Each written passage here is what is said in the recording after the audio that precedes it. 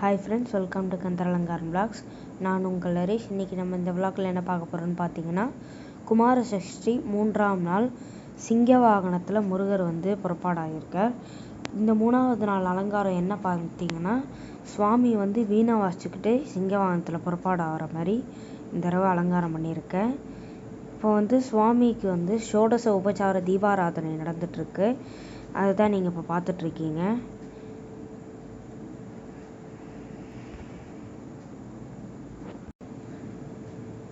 சுவாமி ஒரு காலை மடக்கிட்டு ஒரு காலை தொங்க விட்டுட்டு ஒரு கையில் கிளியை பிடிச்சிக்கிட்டு மிச்சம் 3 கையில் வீணை வாசிக்கிறார். அந்த மாதிரி கொஞ்சம் டிஃப்ரெண்ட்டாக இந்த தடவை அலங்காரம் பண்ணியிருந்தேன். விநாயகர், வீரபாகு, முருகர் 3மே தான். இந்த சஷ்டியில் 6 நாளும் முருகருக்கு மட்டும்தான். வள்ளி தேவாயனை சூரசம்ஹாரம் முடிஞ்சு திருக்கல்யாணத்துக்கு தான் வருவாங்க. இப்போ பார்த்திங்கன்னா 1 விளக்கு, 2 விளக்கு, 3 விளக்குலாம் நம்ம பண்ணிவிட்டு அதுக்கப்புறம் ஒரு தட்டு, அதாவது 5 தட்டு வச்சு பூஜை பண்ணி பூரண கும்ப தீபம் பண்ணுவோம். அதுவும் பாருங்கள்.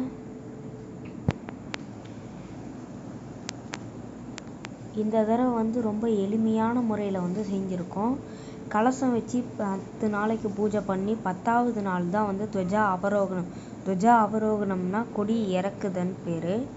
அந்த வீடியோ உங்களுக்கு அடுத்தடுத்த வீடியோஸில் கண்டிப்பாக வரும்.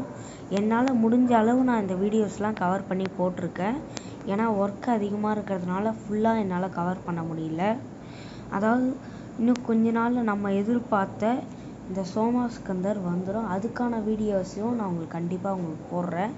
அதோடைய டீட்டெயில்ஸையும் நான் உங்களுக்கு போடுறேன்.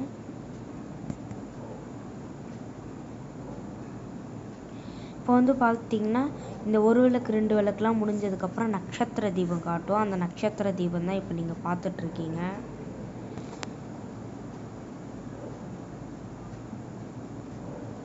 சாரி ஃப்ரெண்ட்ஸ், இந்த வீடியோஸ்லாம் நான் ரொம்ப டிலேவாக போடுறேன்.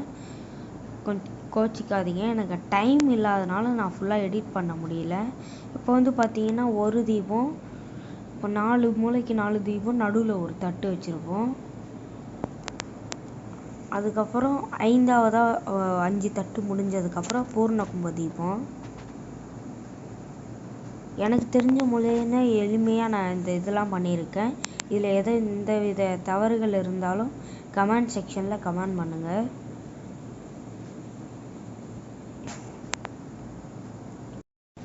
ஸோ அதனால் என்னால் லைவ் வர முடியல. Sorry friends. சிவராத்திரிக்கே லைவ் வந்திருந்தேன். பட் எனக்கு நெட்வொர்க்கு ப்ராப்ளமாக இருந்ததுனால ஃபுல்லாக என்னால் பண்ண முடியல. அதுவே உங்களுக்கு அபிஷேகத்தோடு நிறுத்திட்டேன். இதிலே உங்களுக்கு எதாவது ஐடியாஸ் இருந்தால் நீங்கள் கமெண்ட் செக்ஷனில் கமெண்ட்.